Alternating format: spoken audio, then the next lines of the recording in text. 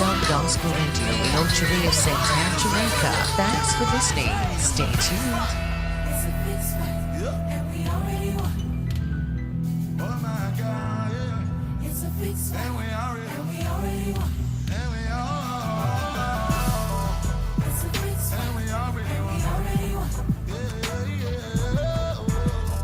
It's a big fight, and we already won. It's a big fight, and we. It's a big fight, and we already won.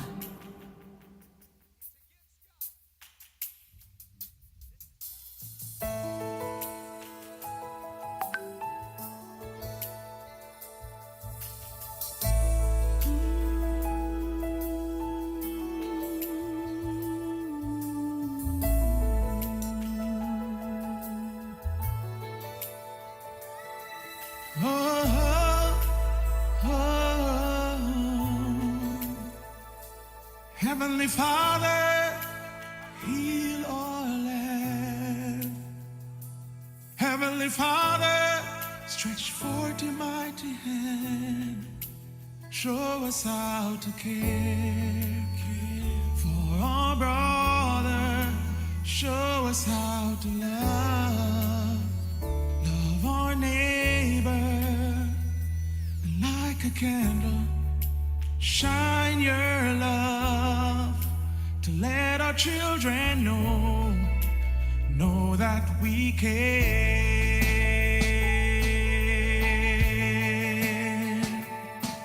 Oh, oh, oh, oh. The soul of the innocent is crying out. Our Father is giving up. He's plagued by doubt. A mother has shed her last tear. This is Called Out Gospel Radio. The time is 7:30. Time now for Land Matters with Gloria Brown. Hi, good evening.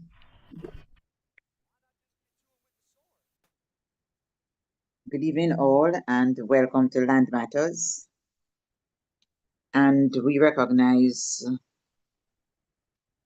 our host this afternoon, and I want to welcome everyone sharing with us this afternoon on this program. We recognize how important land is to Jamaicans. So there's always space for discussion in relation to land matters. I don't know if my host will advise me how I can interact with others, or will you give me the guidance on how you want to proceed?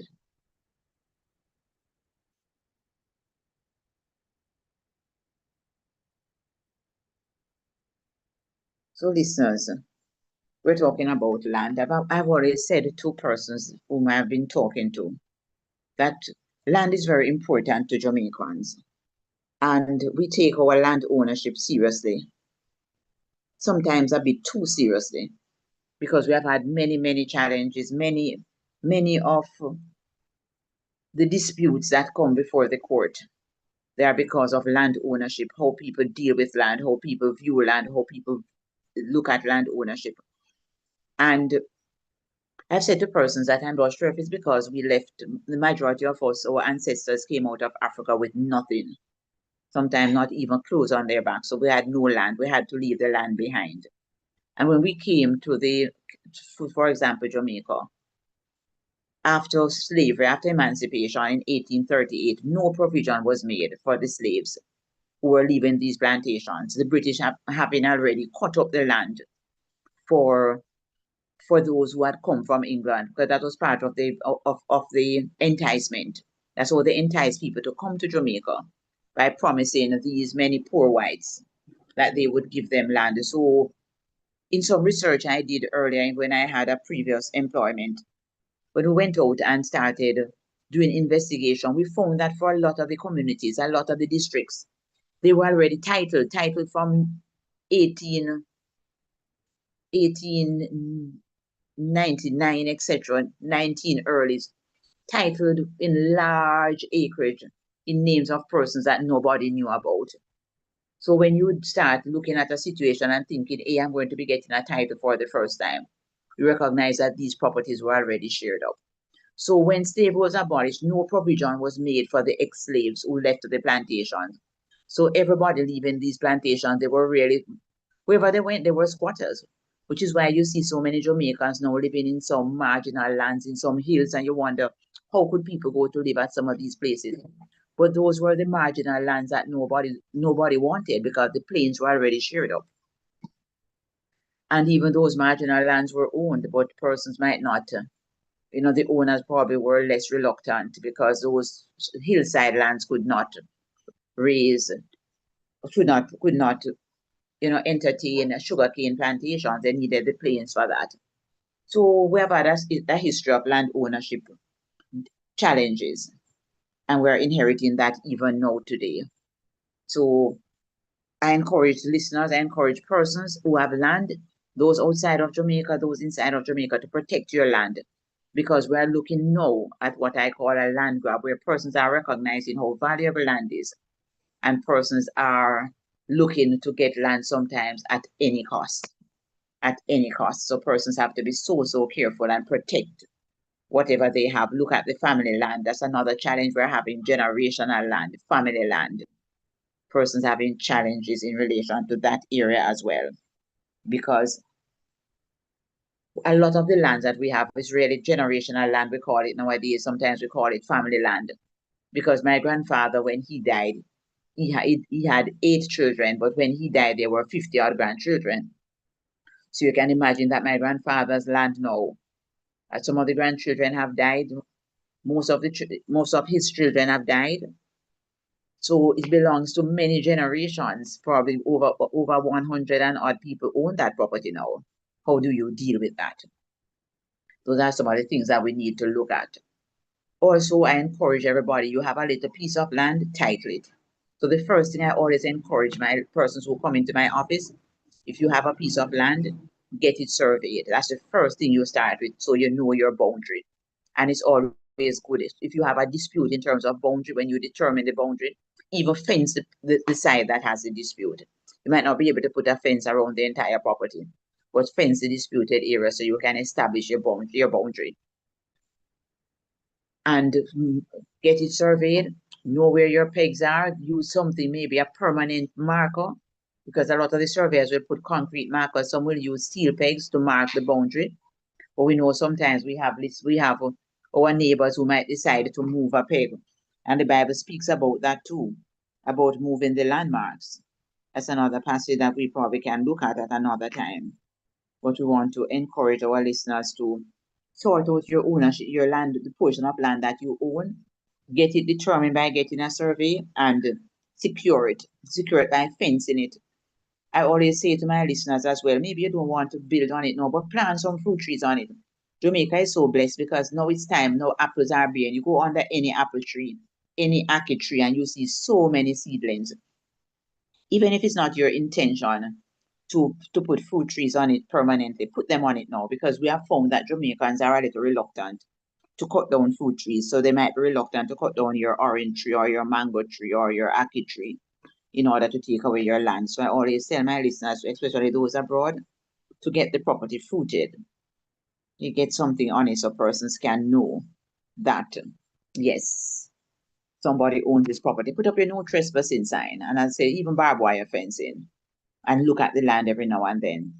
I was looking online the other day and I saw where an ad came up on my phone where they are introducing the technology where wherever you are in the world you can zoom in on your property by downloading whatever app it was. You can zoom in on your property. You can even look and see your dog sitting on the veranda in Jamaica, even though you are living in America. So that's some of the technology that we're going to have to adopt, so we can know what is happening. So somebody's not building a house on your lot and you're not aware of it because the technology is there. So in 2025, we have a lot of ways of protecting our property, and that's what I want to talk to us mostly about today. Protecting the property, protecting what you own. Because as I said, land has become very valuable in Jamaica. We look at every corner you go into now. We see the high-rise buildings going up. We see new development. Even what used to be, forest some time ago. We see development all over Jamaica. And that is also encouraged because of the numerous highways that are going into the interior portions of the island, which will make everywhere accessible now. So every piece of land is valuable. That's a part of the protection. And sometimes you're abroad and you don't intend to come back to Jamaica. Your children were not born in Jamaica. They're not going to come. So it might be an opportunity to say, hey, you need to be looking to get rid of whatever you have, to sort out the family land. And as the relatives, you come together and you say, we are going to, sell the family land. And I always say to my clients, make sure that when you're selling land, you value it. Get a valuation done by a professional valuer. And do not rely on the person who is buying your property to get the valuation. Don't rely on the person buying the property to do the valuation. Remember, some time ago, a gentleman called me from abroad because he wanted me to sell a property for him. And the tenant was buying the property, and the tenant had got an official valuation for $15 million. And the gentleman asked me to prepare the agreement for sale for $15 million. Usually I asked about who did the valuation. He told me the tenant. And I encouraged them to get a new valuation. Of course, you get the pushback to say, I don't want to do a new valuation because I don't want to spend the money. And I encouraged him and he agreed. So he sent the payment and I got a value. And when I got the valuation, the property was valued at $35 million.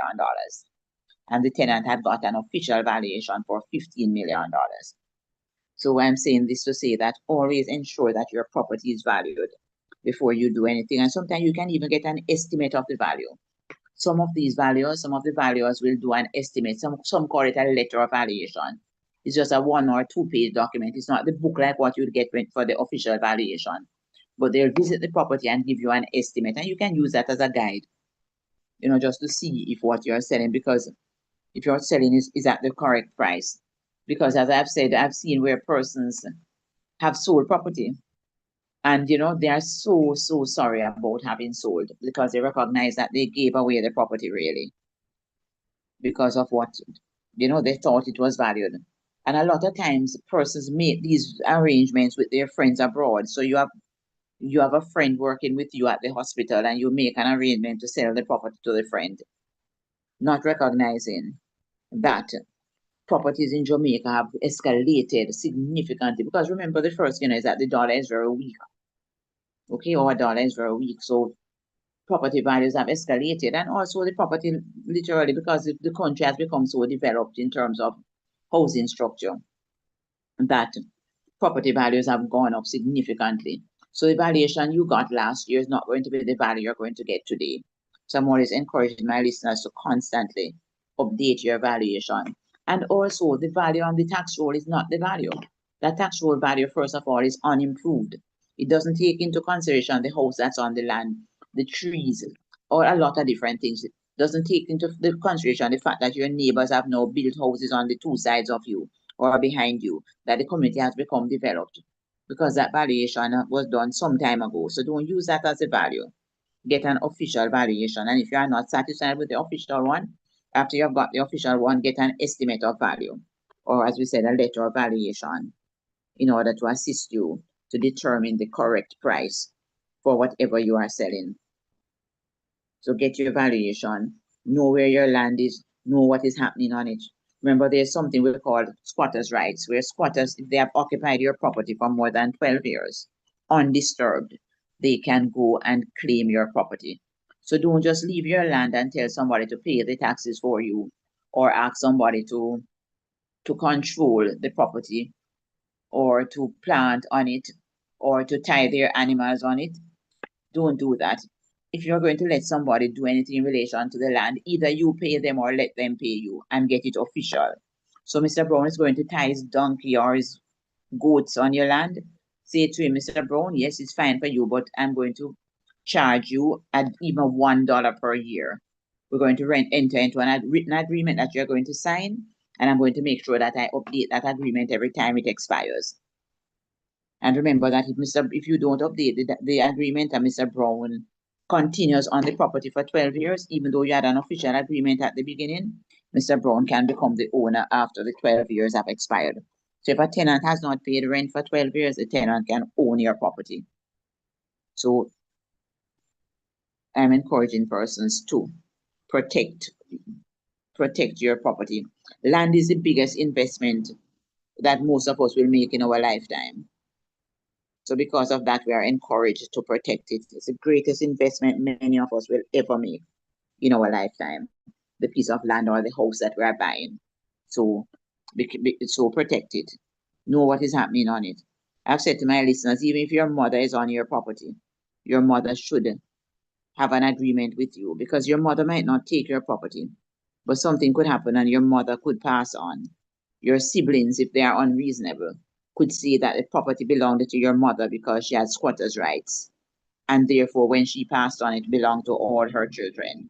So those are some things that we need to take into consideration when we are dealing with matters such, with anything in relation to land ownership. Also, we have to be careful how we buy land. Don't just see somebody with land and say, sell me a piece. It doesn't work like that. If you see somebody with 10 acres of land and you want to buy a quarter acre, you have to survey the entire 10 acres and apply to the local authority. We call them the municipal corporation. They used to be the parish council. You have to apply to the parish council for permission to cut up the land. And sometimes we just buy a house spot and we apply to the parish council for permission to cut up the house spot. And the parish council advises us that that piece of land that we have is too small. And I've seen persons, that happen to persons all the time. Buy the piece of land, put the house on it, apply to the parish council, and the parish council is saying that's too small. We don't give permission for 1 square of land, etc. The good news is that there's a law called the Special Provisions Act that was passed in 2005. The act is really called the Registration of Titles, Cadastral Mapping, and Tenure Clarification. Special Provisions Act of 2005. And under that piece of legislation, if you have occupied the property for 7 years, then you can avoid the parish council. You can avoid the application for subdivision. But it's not just automatic like that, because you have to show that you have occupied it for 7 years.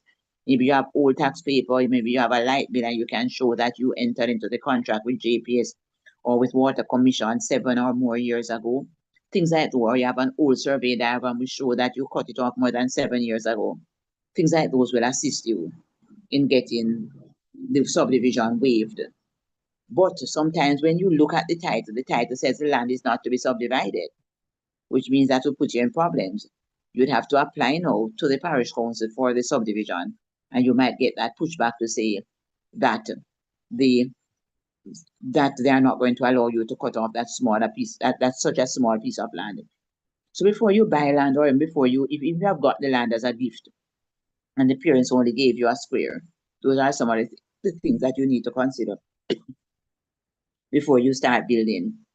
Because I've seen persons with very expensive investments, okay, on land where they have no documentation and will not be able to get documentation. I remember some years ago, a lady came to me for me to do a title for her because she never even had documentation. Everybody in the community was going on this big piece of land that they saw people were squatting because somebody was selling land that was not even theirs. And she got a piece of it and she put up a house, and I asked her to do a valuation because I needed that to do the title application. And when I got the valuation, the property was valued at $50 million. You can imagine $50 million worth of investment on a piece of land that's not even yours. So I'm encouraging anyone listening to this program to be careful how you invest in land. Don't just send your money from abroad to your relatives and say, buy a piece of Marstorm land because I hear that he's cutting it up and selling it to different persons.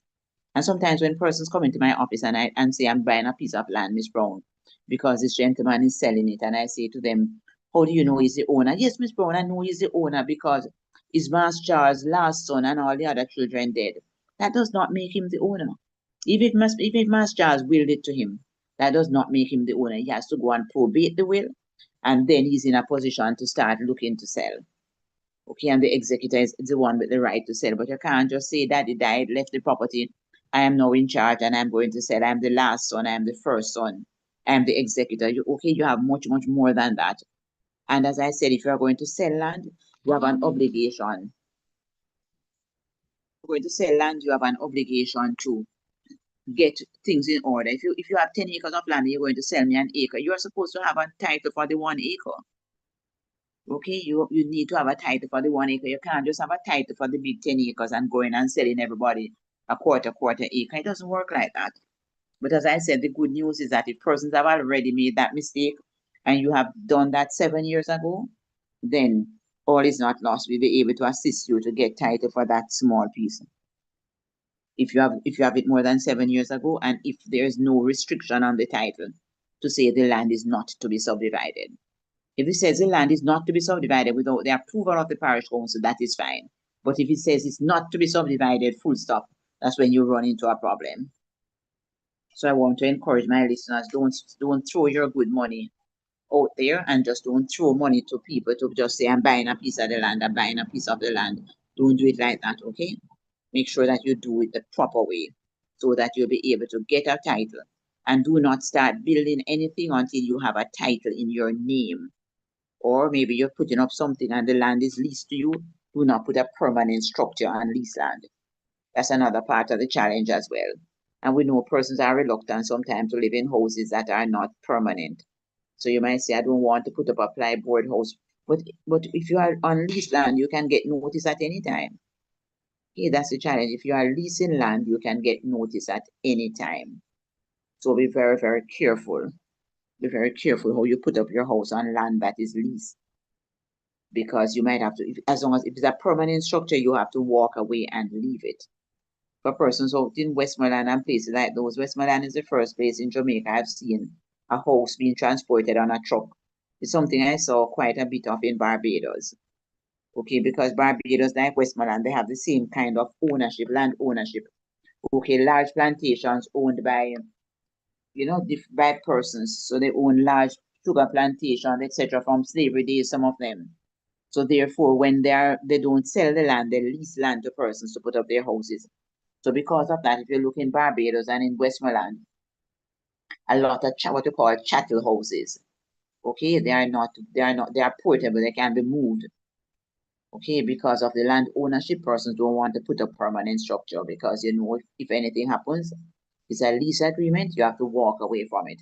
And the irony of the situation is that a squatter is in a better position than a person who is leasing land, because the squatter can own the land after 12 years. The person who is leasing the land, as long as they're paying the lease, they can never own it. If they don't pay the lease for 12 years, they can own it. But as long as you are paying your lease, you cannot claim the person's land, even though you have been leasing it for 50 years. Your mother was leasing it for 50 years before you, and your grandmother 50 years before your mother. You cannot claim the property when you are leasing land. That's something that we need to be very much aware of. So leased land is not always the best, but I've always said as well that it's easy for those of us who are in a privileged position to tell persons not to lease, because sometimes you have nothing else to put down any permanence. Okay, there's no other opportunity for you to get any permanent situation. You just have to take what you can get, and when you hear that you can get a little piece of land to lease, you're very, very happy about that. And I think what I want to say to persons about leasing land. You're leasing land from Mr. Brown and Mr. Brown dies. Mr. Brown's children can't just come to you and say they need to start paying them the lease, or Mr. Brown's wife. It doesn't work like that. They need to go and sort out Mr. Brown's estate to put them in a position. So they can't come and say they need to give you a notice to leave because Mr. Brown has died, or tell you they must start collecting the lease. If they don't go and probate Mr. Brown's will, or if he never made a will, if they don't go and administer his estate, then they can't be claiming that they are now the new lessors. So be careful who you pay a lease to when the person you have been paying the lease to originally has passed. And another thing you need to know is that when you pay lease to somebody, you can't question the ownership. So you can't be paying lease to me for the last 5 years and then you go to titles office and realize that I don't own the property and say you're going to stop paying. So be careful who you pay lease to as well. Make sure that whoever you are leasing from is really the owner of the property. Okay, that is very, very important for us to be aware of. Make sure whoever you are leasing to is in fact the owner of the property, okay, and not the owner's grandchild or the owner's relatives' property must be leased from whoever is the owner. And remember, you can always check a titles office to see who the owner of a property is, although a lot of the properties in Jamaica don't have any title. A lot of properties don't have titles, so you're not going to be able to find out who the owner of a property is at the titles office unless the property is titled. But as long as the property has a title, you can just go to titles office and question them about ownership. Because the titles office, the documents at the titles office, they are public. Okay, the titles office record, nobody can say to you, I'm not giving you a copy of the title because it's Mr. John Brown title and you not know. It's a public document. It's a public document. A title is a public document, so nobody at the titles office can say to you, we are not going to show you. As long as you pay your $500, if you know the title number is $500, if you don't know the title number, you pay $1,000 and get a copy of the documentation. So that's something that we need to be very aware of as well. That titles are public documents, and you have a titles office in Montego Bay, you have one in Mandeville, and you have one in Kingston. You can visit any of these offices and be able to get a copy of anybody's title. Also, you can also check at the tax office as well when you're not sure who the owner of land is, because while we pay, all the lands in Jamaica should be on the tax roll, even though all of them don't have titles. So you can always check the tax roll. And remember that a lot of this information now is online. You can go to eLand Jamaica and download the title. Do your search, get a copy of the title, download the title, use a credit card and pay for it and get a copy and print a copy of it. So everything is now right in our homes, in our bedrooms.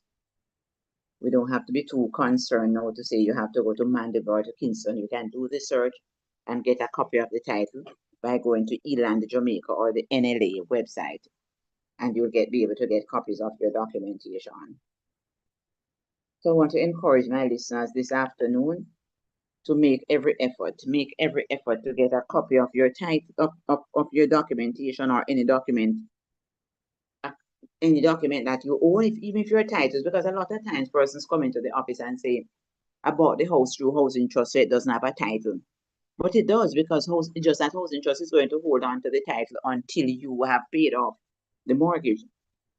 So even though housing trust is holding on to your title, get a copy of it. Okay, always have a copy of your documentation. And the title is something you should check on every now and then, because you might have the title at home, especially for those persons who are abroad. You might have the title abroad and somebody is living on your land and they get your title cancelled. So what you're holding on to is really nothing, it's of no value because your title has been cancelled.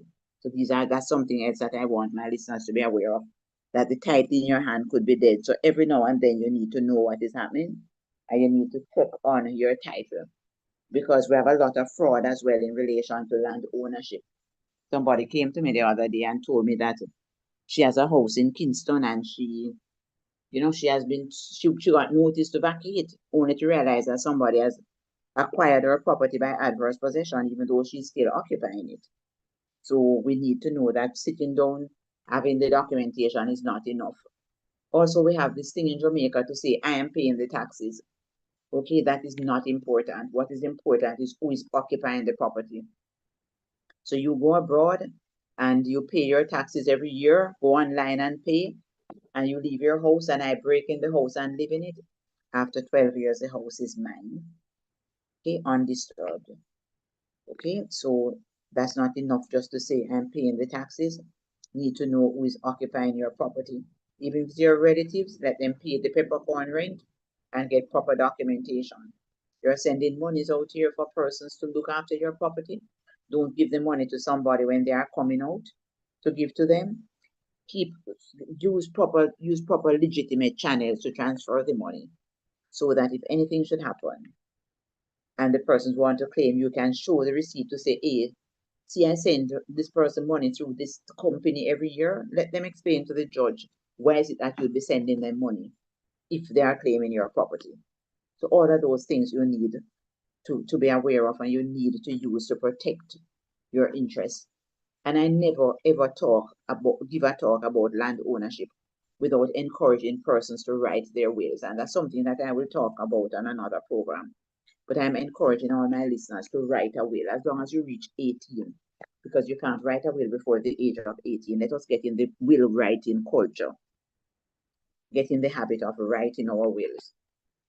Okay? It doesn't have to be complex. You can just buy a will form. The important thing is that make sure that you sign it in the presence of two or more witnesses.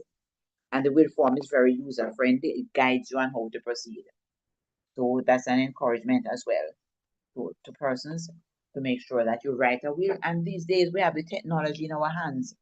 You can just Google will forms and immediately you'll see a sample of a will form that will guide you on how to write the will. You can find everything on our smartphones. So the phones are not just to play games and to listen to music. The phones are there to educate us so we can be in the know in the 2025. Because as I said, in 2025, persons should be wise. Okay, wisdom is the order of the day. And I want to encourage my listeners, want to encourage everyone to look about your ownership of land, look about planning your estate. We don't know, life is so fragile these days. Okay, the early dew of morning passes away so easily at noon. Let us make sure that we are good stewards, stewards of the manifold grace of God, stewards of what God has blessed us with. Let us be good stewards and manage what we have so that those who come behind us will find us faithful. I also need to talk to the church about the church lands. That's another thing that as Christians we have not done very well in terms of being good stewards of the lands that have been vested in us. We have not been very good stewards in terms of land ownership. And that is something I want to encourage my listeners as well in relation to. Let us sort out the church land. We have seen in the news media different problems in relation to land ownership. And I'm encouraging my listeners to let us deal with that in terms of land ownership. Well, I'm right up on the half an hour, okay, for the program, and I want to thank all of those who will listen to this program, whether now or later on. And I want to thank my host so much for allowing me this opportunity to speak on land matters. Thank you so much and have a good night.